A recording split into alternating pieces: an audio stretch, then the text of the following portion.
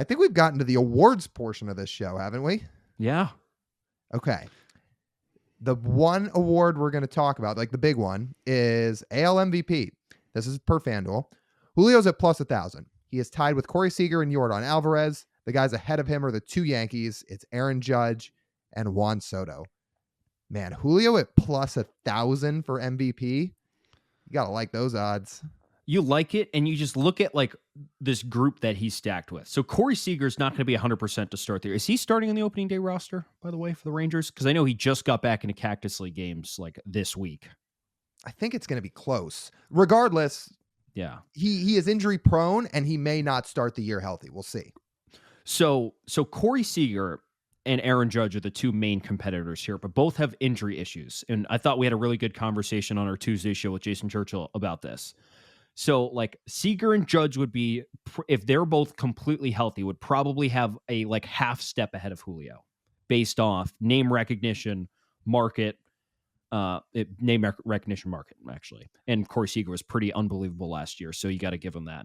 And Aaron Judge broke a fake record held by the ghost of Roger Maris, but 2 years ago, but Judge is not guaranteed to be healthy.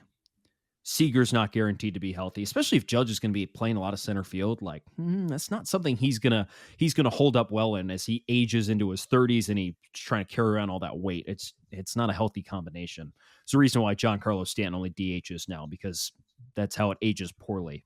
And then the other two competitors are bat only guys in Yordan Alvarez and Juan Soto. Now I'll say pretty amazing bat only guys, and if they have one of the greatest offensive seasons of all time, they might edge out Julio on like semantics in that. But Julio has the best opportunity here with the combination of health and offensive output, I think, of this entire group this upcoming season. I don't think that's a hot take. I really think like if Julio takes that step forward offensively that we all predict he's going to this season, that statement reigns true. With that Ohtani guy out of the league and into the National League, oh yeah. Like Yordan Alvarez has put up WRC pluses in the 180s before and has not won the MVP.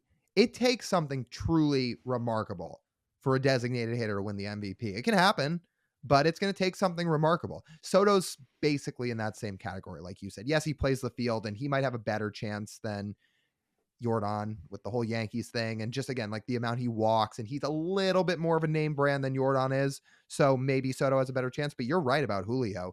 To be honest, I don't think Julio has a name brand issue anymore. The Mariners, it's like when most Mariners guys have a name brand issue, I don't think Julio has a problem with that. I think he's the one guy exempt of that category because he is everywhere now. He's a household name. I will say, though, we do know who votes for the most valuable player award. And there will be more people awake watching Juan Soto and Aaron Judge than there will be watching Julio Rodriguez. Even though it's easy to catch up, we know people don't actually take the effort to watch these kind of things. So it's true. And to your point about Aaron Judge playing center field too, like the guy was already injured in spring training. I hope he plays a full 162. I hope he's free of injuries all year. But Aaron Judge's track record shows that he has had a hard time staying on the field a lot of the time. So we'll see. If he gets injured, Corey Seager's injured, there is a real gateway that opens up for Julio. Here's a conversation I think that is actually more fun than the MVP one we just had. The American League Cy Young race this season. These odds are courtesy of DraftKings. So Luis Castillo has the best odds on the Mariners at plus 1,000. He is fifth among American League starters. George Kirby at plus 1,300 is sixth, and Logan Gilbert at plus 2,000 is eighth. The guys in front of Castillo right now are trying not to like. I don't know if you've actually like examined this list. Cole Reagans is ahead of him. Tariq Skubal, Corbin Burns, Framber, and Gosman. So actually, I bump all those back one because I had I miscounted that. Regardless, those are the four guys ahead of Luis Castillo. George is one spot behind Castillo. Gilbert is 3 spots behind Castillo. What would you say your best value pick of that is? What do you think is the best for your money? Well, first off, I think the only guy that's crazy that's ahead of Luis is Cole Reagans, who was very good last year. But everybody else that's ahead of Luis, I understand. Yeah. Best value, dude, I got to be honest, between how high you've been on Logan Gilbert, well, both of us, but you've talked about it a lot on these shows. You And Jason's been very high on Logan Gilbert. We talked about it on Tuesday. He was raving about him. We saw our friend Pitching Ninja, Rob Friedman, put out his Cy Young odds today for sleepers. Logan Gilbert was at the top of his list. Everybody seems to think 2024 is the year Logan Gilbert goes from really good to great. This is the year he takes a jump. This is the year some of his off speed, like that splitter we've talked about, really makes the big difference for him. And you know what? At those 3 odds, give me Logan Gilbert at plus 2,000. 100% give me Logan Gilbert at plus 2,000. Logan Gilbert, like Luis Castillo is not twice as good as Logan Gilbert. And that's what that's not a perfect representation of those odds, but they're essentially giving you double the money for betting on Logan Gilbert. Mm-hmm. So yeah, I would do that too. The fact that, the 3 of us on Tuesday's show agreed that Logan has the best off-speed pitch of the 3 of them, which is that's a pretty remarkable accomplishment, that Logan Gilbert has the best off-speed out of 3 top 10 pitchers in the American League on the same team. So that on top of if he actually regains some of that fastball value, and he's going to have the durability and he's going to have the control as well, where he's not walking guys. If he can grab borrow a little bit of command from George Kirby, I mean, this is a legitimate conversation we'd be having. We're not just being homers here. You guys watched Logan Gilbert pitch last year, 95 to 99 miles an hour with the fastball. The splitter's devastating. The slider has come so far and has actually become a very effective pitch for him. That's what you want in his American League starter. He's got massive extension. He's a giant. He's enormous. We've seen his hands next to Lyle. He could probably palm Lyle's face if he wanted to. That's how big his hands are. So you should also go watch our social content from Logan Gilbert, not just because he's very interesting and also a funny guy, but I'm 6'1". I'm not trying to blow my own horn here, but I am 6'1". When you look at me compared to Logan Gilbert, he towers over me, dude. He's huge. And everybody talks about that faces Logan Gilbert. They say it feels like he gets right on top of you. You look at his baseball savant chart, he is always in the 99th and 100th percentile in extension. That is a tough guy already to hit. And if he's going to take a big jump with his stuff this year, look out, dude. Exciting. So now we have some stat categories that I want to ask you who on the Mariners is going to lead in this category. Let's start with the hitters. Who will lead the Mariners in home runs? Julio.